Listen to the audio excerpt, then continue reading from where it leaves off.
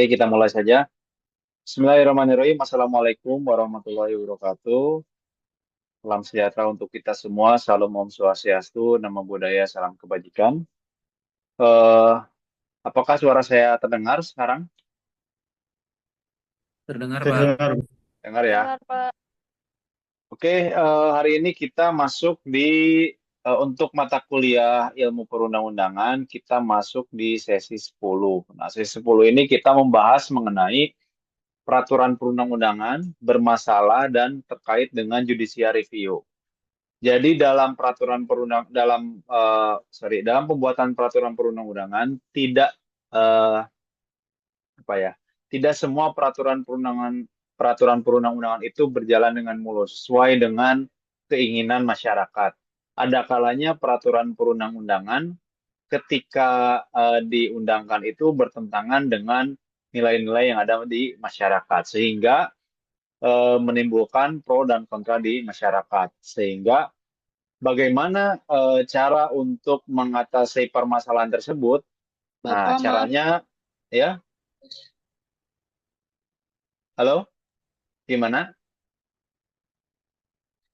Terdengar suaranya? suaranya putus-putus, Bapak. Putus-putus, sorry. Sekarang terdengar? Terdengar, Pak. Oke. Saya ulangi lagi ya.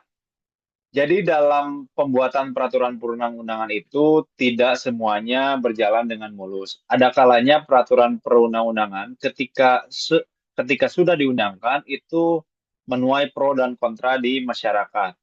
Nah, kenapa itu terjadi? Karena dalam proses pembuatan peraturan perundang-undangan itu tidak memperhatikan eh, nilai-nilai yang ada di masyarakat. Sehingga ketika undang-undang itu peraturan tersebut diundangkan, terjadi pro dan kontra di masyarakat. Nah, bagaimana solusinya? Nah, solusinya ada judicial review. Nanti kita akan sama-sama bedah terkait dengan bagaimana undang-undang yang bermasalah. Judicial review itu siapa lembaga yang berwenang untuk melaksanakannya. Nah, maka dari itu saya akan masuk ke slide yang kedua.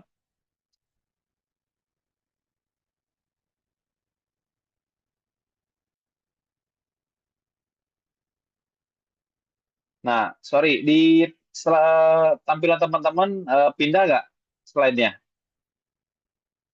Pindah, Pak, pindah. Pindah ya, pengantar. Oke, saya akan kasih pengantar. Yang pertama, bahwa peraturan perundang-undangan ini adalah produk hukum yang mengikat, ya, mengikat masyarakat secara nasional atau secara regional. Jadi peraturan perundang-undangan itu tidak hanya undang-undang saja. Dalam Undang-Undang Nomor 12 Tahun 2011 bahwa peraturan perundang-undangan itu ada apa? Yang pertama ada Undang-Undang Dasar kita, kemudian ada TAP MPR, kemudian ada undang-undang, sampai dengan turunan yang paling bawah.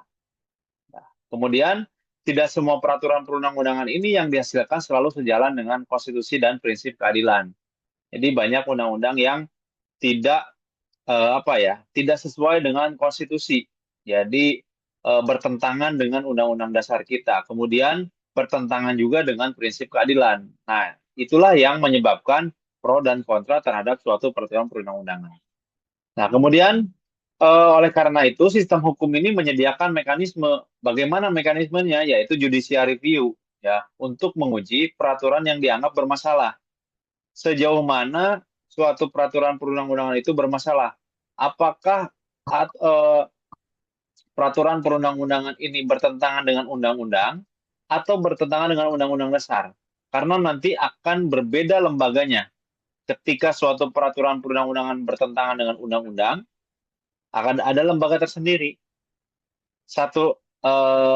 Salah satunya juga ada yang bertentangan dengan undang-undang dasar. Lembaga untuk melaksanakan judicial review-nya juga akan berbeda juga. Seperti itu, teman-teman. Oke, kita lanjutkan lagi ke slide selanjutnya.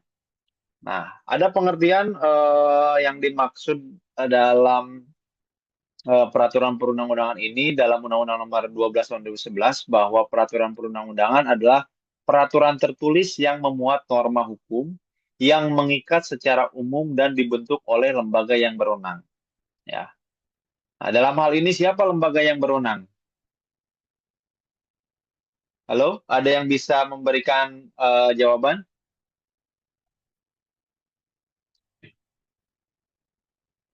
Halo, ada yang bisa memberikan?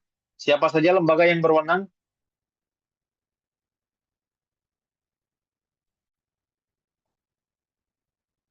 Oke, saya absen ya.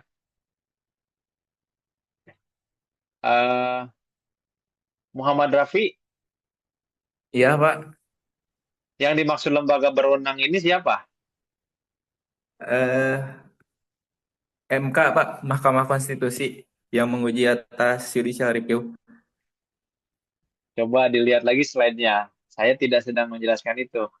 Jadi, peraturan perundang-undangan itu dibuat dan mengikat secara umum. Kemudian dibentuk oleh lembaga yang berwenang. Siapa lembaga yang berwenang membuat peraturan perundang-undangan? DPR, Pak, DPR. DPR, Pak. DPR. Kalau DPRD berwenang nggak? Pak. Berwenang, Pak. Hmm? Berwenang. Kalau bupati berwenang nggak?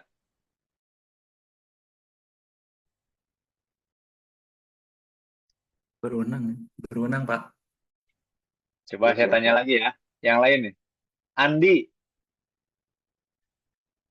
Halo Andi. Muhammad Halo, Pak, hadir Pak. Andi Naufal. Ya Pak. Yang berwenang untuk Halo. membuat peraturan perundang-undangan yang berwenang siapa saja lembaganya? Legislatif Pak. Ya, legislatif kan banyak. Siapa saja silahkan sebutkan. DPR. Terus tahu-tahu DPR doang Pak. Yang tahu DPR doang. Oke. Yang lain? Ada yang bisa? Gubernur? Berwenang nggak gubernur? Tidak, Pak. Berwenang, Ada Pak. DPR, Hah? DPR, MPR, DPR, MPR. Ingat ya, teman-teman harus baca ini yang pengertian yang pertama.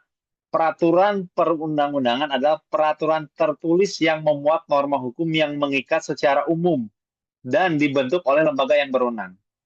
Ingat teman-teman, jangan terpaku pada undang-undang saja. Yang dimaksud peraturan perundang-undangan itu, ini contohnya ada undang-undang dasar, ada undang-undang, ada perpu, ada peraturan presiden, ya, ada peraturan, ada perda, dan lain-lain. Kalau undang-undang dasar dan undang-undang, siapa yang memiliki kewenangan membuatnya? DPR, Pak, dan disahkan sama Presiden. Oke. Kalau tidak disahkan oleh presiden gimana? Tidak sah, Pak, undang-undangnya. Nah, dasarnya dari mana? Tetap sah, Pak. Tetap sah. Nah, siapa barusan yang jawab? Arif, Pak Arif. Nah, betul. Jadi walaupun presiden menolaknya tetap sah.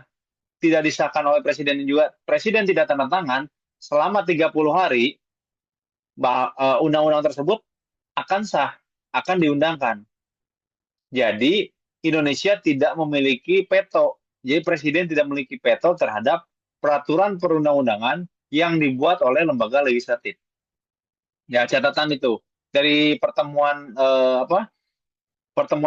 kemarin sebelum UTS ini sudah saya bahas ya.